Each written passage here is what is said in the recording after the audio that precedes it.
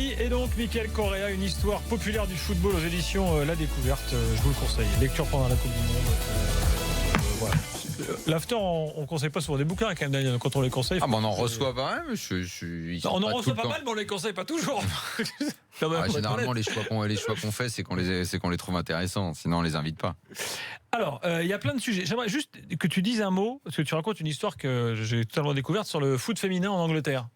Oui, faut savoir. Ça, c'est une histoire qui a complètement été mise sous le tapis, mais c'est pas anodin non plus. C'est vrai qu'effectivement, en Angleterre, il y a déjà eu dès la fin du 19e, un premier club qui était un peu aristocrate, d'anglaise. Ça s'est très mal passé parce que les hommes hallucinaient de voir des femmes en culotte courte.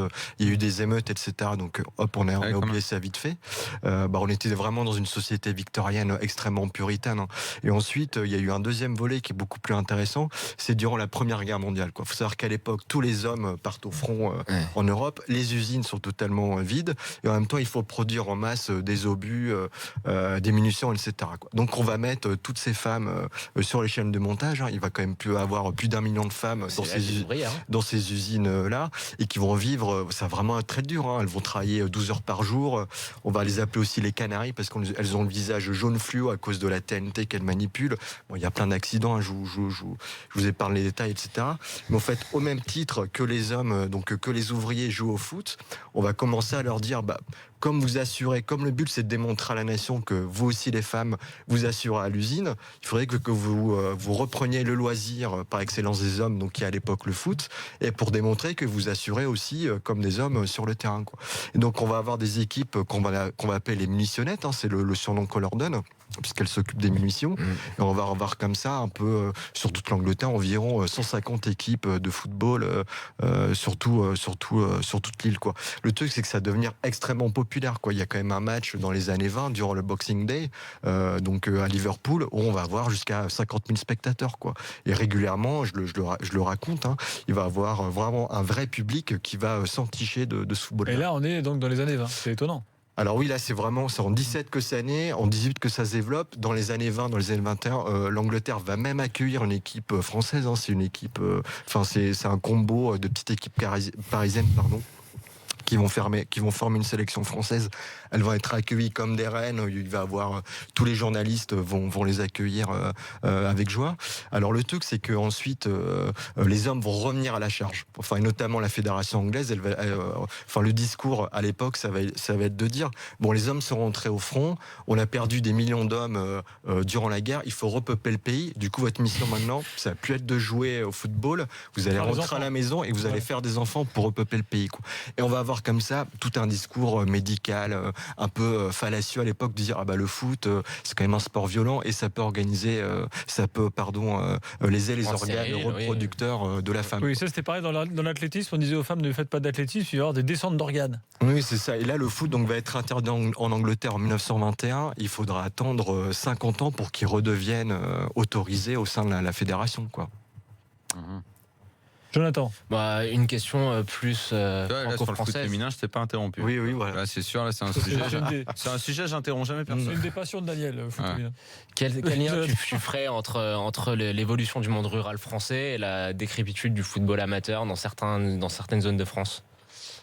Ça, je pense, je ferais plutôt un lien entre du coup l'État et la Fédération française de football. Déjà, rien qu'en termes de chiffres, il faut savoir que ces 5 dernières saisons, il y a eu à peu près entre 3, 4 voire 5 000 clubs amateurs qui ont mis la clé sous la porte.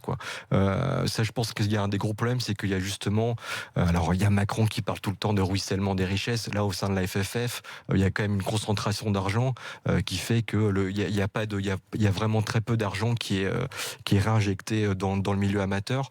Il y a aussi toute la crise du bénévolat, toute la crise du salariat associatif aussi qui touche pleinement tous ces petits clubs en milieu rural. Puis après, ce qui est important en milieu rural aussi, c'est que souvent le club de foot, c'est un des rares espaces de sociabilité où on peut se rencontrer, où on peut voir un peu des gens différents, d'âges différents, de sexes différents, de couleurs différentes, etc. Il y a vraiment un rôle social et aussi éducatif extrêmement important. Et ça, je pense que la FFF l'a pas comprise. Le meilleur exemple que je peux donner, c'est rien qu'en termes de démographie. démocratie au sein de la fédération. Je rappelle qu'il y a quand même les 40 grands clubs professionnels, la quarantaine. Les autres votent indirectement, c'est ça? Surtout, c'est surtout que cette quarantaine de clubs professionnels représente 37% des voix. Et donc tous les autres clubs, il y en a à peu près 14 000, si je ne me trompe pas, vont voter indirectement. Donc il y a vraiment un problème de pouvoir, quoi. Si j'étais radical, et c'est ce que disaient un peu en mai 68, les gens qui occupaient la FFF, là c'est quelque chose que je raconte dans le livre aussi. C'est pour ça que je posais la question. Si j'étais un peu radical, pour moi ce serait un club, une voix, quoi. Ou même un adhérent, une voix au sein de la FFF, et puis comme ça tout le monde serait sur un pied d'égalité. Un des récents candidats à la Fédé avait proposé ça, il s'est fait blackbouler vite fait. Oui. Le problème de un adhérent, une voix, c'est que ça peut déboucher sur ce qu'on a vu à la FIFA pendant longtemps, un pays égale une voix. Et certains pays, un petit billet, c'est rapide. On l'a vu, hein, un adhérent une voix, ça revient à la Fédé, à la Fédé, c'était pareil. C'est le bordel. Il y a plein de voix qui avaient été achetées dans les campagnes, dans les foot amateurs, avec un sac de ballons, quoi. Oui, après, donc, c'est ça. Tu pointes ça. Après, moi, je pointerais d'autres choses. C'est le dernier rapport de la Cour des comptes de la FFF. Et là, pareil. Alors ça, pareil, pour faire le parallèle avec le gouvernement. On en a beaucoup parlé dans les médias. Pour faire je sais pas de ce rapport, t'as remarqué comment on en a beaucoup parlé? Non, je suis d'accord. Parce qu'il a quand même beaucoup d'amis dans les médias qui. Non, ça, je suis d'accord. Il verrouille bien le président. Je suis complètement d'accord avec toi. Ça, oui, mais c'est quelque chose, c'est incroyable ce rapport de la Cour des comptes. Et comme donc ça il y a quand même des choses, ça a été très peu évoqué, mais c'est quand même un rapport hallucinant. On voit quand même des dirigeants de la FFF qui prennent des billets d'avion hors de prix. Ça, pour moi, le premier parallèle que j'ai fait, c'est l'affaire du Tokyo-Paris de Édouard Philippe, notre cher Premier ministre, qui pareil paye des billets d'avion hors de prix sur le dos du contribuable. Et là, pareil, la FFF, donc la Cour des comptes, a quand même halluciné sur tous ces émargements, sur tout cet argent, sur tous ces billets d'avion, ça fait scandale pendant des semaines et des semaines, on en parle. Ça devrait faire scandale aussi évidemment, en France sur la FFF. C'est une délégation de service public. C'est une délégation de service public quand même. Et les avions privés, avec un nombre de vols effectivement.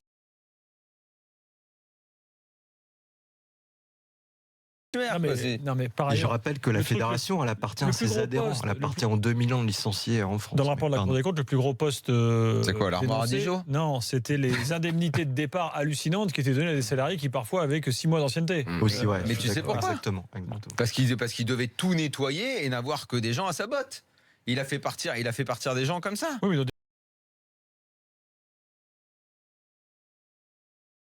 médias en parler. Non, c'est fou, mais ça c'est vraiment une question démocratique qui est vraiment importante toujours dans le sport et encore plus précisément au sein de la fédération. Ce qui fait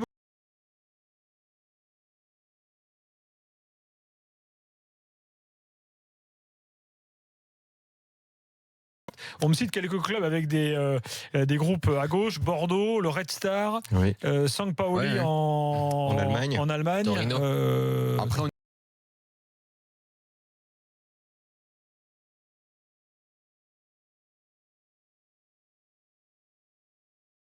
on aime beaucoup parler de ça, c'est toujours chouette. C'est la façon dans certaines villes où les clubs en gros se divisaient. Le club populaire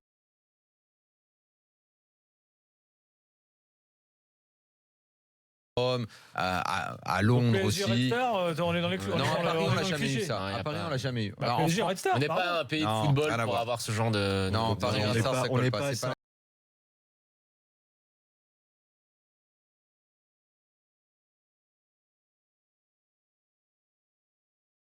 Et donc comment ça se mettait en route ces trucs-là, par exemple à Milan ça, je pense encore une fois, il faut vraiment puiser l'exemple du Torino et de la Juventus.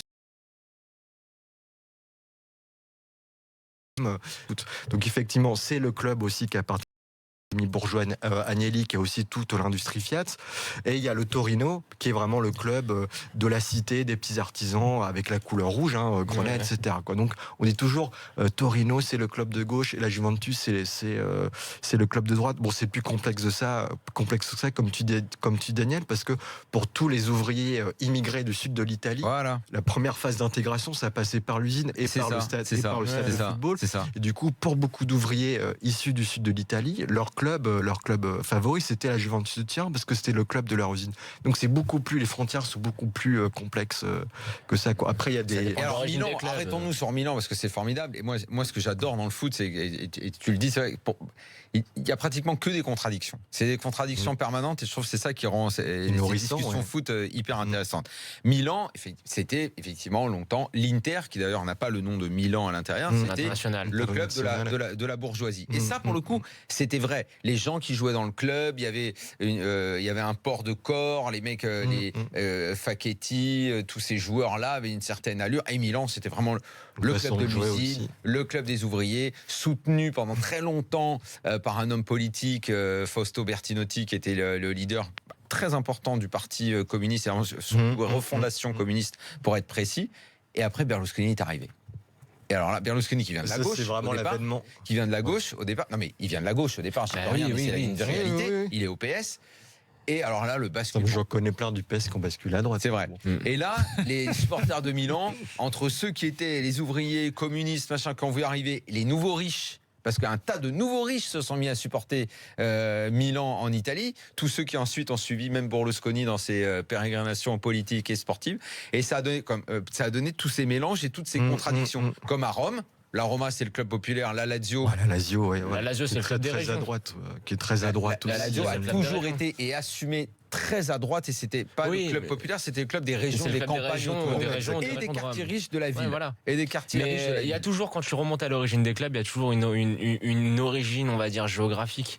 Par exemple, la manière dont Boca s'est construit par rapport à River, c'est que Boca c'est le club des immigrants, et un jour River Plate a déménagé dans un quartier UP. Mais River, c'est vraiment le club des riches et de la bourgeoisie à Buenos Aires. Il est vu comme ça, c'est vu comme le club un petit peu noble, parce que à la base, il y a eu une scission avec Boca, et qu'ils ont décidé de déménager dans un quartier qui était le quartier des gens aisés. Et est-ce qu'ils faisaient attention aux joueurs que tu prenais? Mais bien sûr. Par exemple, Francescoli qui était beau, classe et tout, et à côté, tu avais les mecs qui étaient un peu plus laborieux. Après, pour revenir sur l'histoire des clubs, Tevez a une gueule de Boca. Maradona, non mais et Gallardo a une gueule de River. C'est oui, Francescoli plus. Gallardo, Francescoli plus. On me demande, Michael, c'est Tony Truant qui lui demande ça. Salut Tony. Truant, ouais.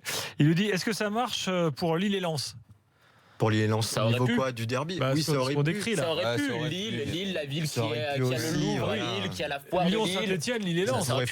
Ça pourrait fonctionner aussi. Après, on n'est pas un pays de football, donc c'est beaucoup plus complexe que ça. Je pense qu'il y a vraiment des questions d'identité qui sont forgées au cours du temps. Bon, pour citer par exemple l'exemple du Red Star, moi je suis supporter. Il se trouve que je suis supporter du Red Star de Saint-Ouen.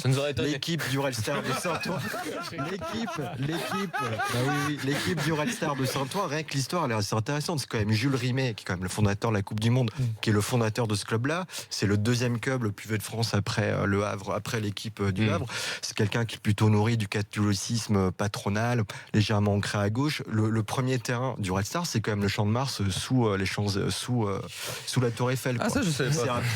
C'est après que ça va bouger. Ça a bougé, je sais plus où. Et puis après, ça va être le fameux Stade de Paris, mais qu'on appelle maintenant le Stade Bauer, qui est à Saint-Ouen. Et c'est le fait que le club soit à Saint-Ouen et que ce soit devenu une ville de ce qu'on appelle la banlieue rouge, une ville à l'identité ouvrière, que cette identité ouvrière a débordé sur le club, quoi. Donc à partir de là, il faut vraiment à chaque fois bien réancrer l'histoire des clubs dans leur histoire sociale et aussi dans leur histoire politique, quoi. Lens, c'est pareil. Saint-Ouen monte en Ligue 2. Monte en Ligue 2. Et la mairie de Saint-Ouen, il y a eu un basculement il n'y a pas longtemps là. Ah non, je suis toujours à gauche, toi. Non, c'est toujours à gauche. Bah oui. Après, par contre, on n'a plus le stade n'est plus, donc n'est pas aux normes pour aller en Ligue 2. On va a priori jouer à Colomba. Ah oui, même nous, on y a fait un match l'année dernière. C'est vrai, on a joué. Chez Patrice Haddad. On a joué. Ouais. D'ailleurs, on est des amis du Red Star. D'accord. Bon. D'ailleurs, il y a longtemps qu'on n'a pas. Faut qu'on invite Patrice Haddad. Il y a longtemps qu'il n'est pas venu nous voir. Raconte un peu comment ça va. Ouais, c'est vrai. Michael, merci beaucoup. Merci à vous trois. C'était très intéressant. Merci. Donc, une histoire populaire du football chez La Découverte pour tous ceux qui sont intéressés. Il y a beaucoup de monde qui a suivi ça sur le hashtag RMC Live, sur Direct Studio. Donc, voilà, tu as conquis du monde ce soir. J'espère. Par ton discours. Merci Michael, à très bientôt. Nous, dans quelques instants, on parle Argentine et quiz, bien sûr, dans l'after.